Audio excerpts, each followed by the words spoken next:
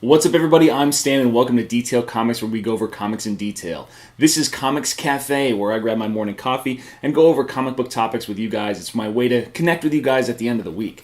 So to start things off, what I'm going to do is go over some really simple topics. First off, Doctor Strange is premiering this week all over Europe, and various other markets. I think it's like 32 markets. So what we're going to do is we're going to get a lot of news that's going to be coming out regarding its reception overseas, as well as, what kind of box office figures that's going to pull in that respect, and how that's going to impact the U.S. domestic market. I've heard a lot of really good things, but I am trying to avoid reviews and additional trailers and footage as much as possible, so that way I can experience the movie as really it's meant to be, as raw and uninhibited as possible. I don't want to have somebody else's impressions weighing me down. So as far as my plans go for Doctor Strange, I already have my tickets for the Friday premiere at 7 o'clock. So what I'm planning on doing is actually going to that movie, watching it, taking it all in, and then doing a video review for you guys, or at least my synopsis recap kind of situation, and having that ready for Saturday morning so that way you guys can see what I think of the movie and whether it's something that you should go see. But I'm pretty sure that you're already going to go see it anyway, so it's not like my opinion's really going to matter that much. What I want to really talk about, though, in this video is about the CW. So the CW is really interesting because they were a series. They were a network that had a lot of shows that I was really interested in. And what really happened with the CW was they disconnected from HULU. So HULU was no longer carrying their shows next day, and that really impacted, or at least I feel it impacted, viewership, because myself, for the longest time, I didn't have cable. The only reason that I had any kind of cable connection was so that way I could have my internet, so that way I could, watch YouTube and watch Hulu and catch up on all these shows in that respect. And that's really the only reason that I had any kind of connection to cable. If I could do it over a cellular network, I totally would. But what this did was it forced me into one of either two camps. So I could either get basic cable that included CW or any other networks that show these shows, and then watch them real time for the advertising dollars that go to the actual network, or I could go to CW's own browser-based, video player. And to be perfectly honest with you, I tried to go with the latter. I've got basic cable now because they offered me a package I can't refuse, but that's a different story. What I did was I went to CW and I was just like, yeah, you know what? This is going to be perfectly fine. I can totally tolerate it. It's not going to be a big deal. And then there were 7 commercial breaks. And each commercial break was like a minute and a half, 2 minutes, 3 minutes. It was just like it kept going on and on and on. And the way that it would break in the individual shows was very much how it would break in the TV. And it was just frustrating to no end. And the fact that they've got so many shows that I would want to watch. I've been following along with Flash since the beginning of Season 1. And that's the only show that I have the ability to really keep up with right now, because that's the only one that I can really bear to go through. I've been watching Arrow for the last few seasons. I haven't caught a single episode of Arrow because it's moved to the CW player. Legends of Tomorrow, totally not watching Legends of Tomorrow. It was one of those things where I would, pick it up a week and 2 weeks after, and now I just have no motivation to go watch that to catch up on what's going on there. And then Supergirl, I tried to get into the first episode of Supergirl, something that I watched the most of Season 1, and I wanted to see how CW did that. And it's just another one of those things where it's not quite enough to make me go through watching their show on their player, or to show up live when I have other commitments to watch the show on TV.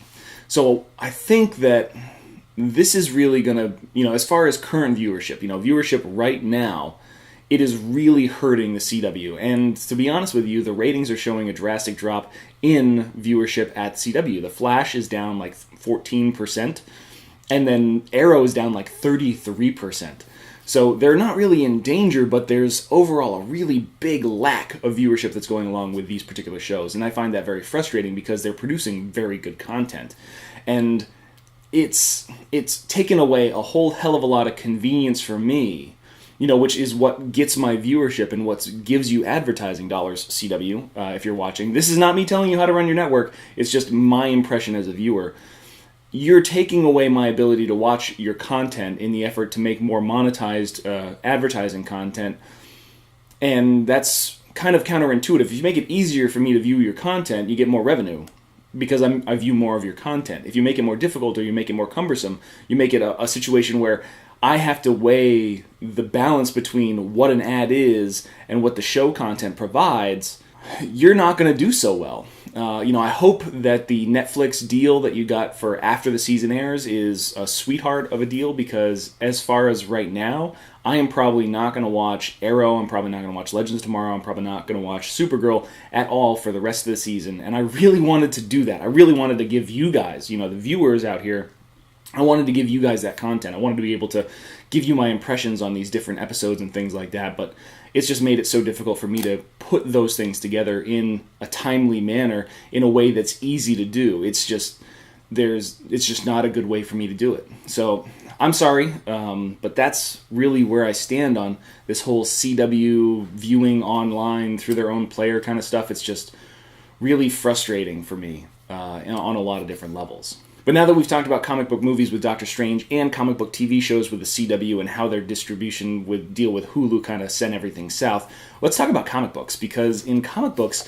a really cool thing came out in the January solicitations from DC, and that is the Justice League of America series of one-shots. So they announced that they're going to do a one-shot for the Atom, they're going to do one for the Vixen, they're going to do one for the Ray, and then they're also going to do one for Killer Frost. So those are always going to go on my pull list just because they're great character introductions and I want to see what that's all about. But then yesterday or the day before, they announced that Batman, Black Canary, and the classic Lobo are going to be, members of Justice League of America. So I don't know what Stephen Orlando and Ivan Reis are doing with that book, but evidently right now it looks pretty rad. It looks like it's going to be a whole heck of a lot of fun. And with the announcement of Batman and Lobo and Black Canary, I think that that's going to be a really great vehicle for them, and this team is going to be something interesting. I don't really care what kind of adventures they're going to have, because if this is a more localized version of the Justice League using these characters, I find that it's going to be considerably more entertaining than what the current Justice League is doing, which is just,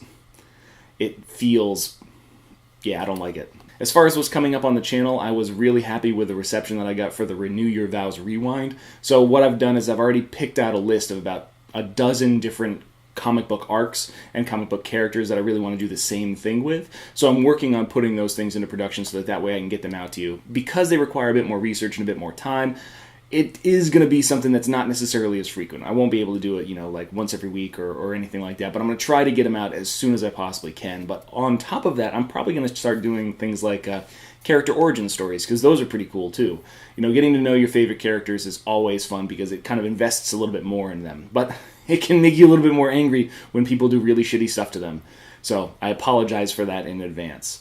The other things, obviously we've got Preview Picks, which is coming out tomorrow. I'm going to be filming that a little bit later today, as well as the Shelf Appeal, iRate Reviews, and then the new weekly one-shot, which that looks like is going to be pretty interesting. So that's it for this Comics Cafe.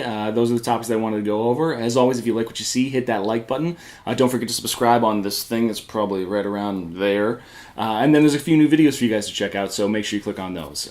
As always, stick around to Detail Comics for anything relating to comic book movies, TV shows, games, and anything and everything inside the world of comics.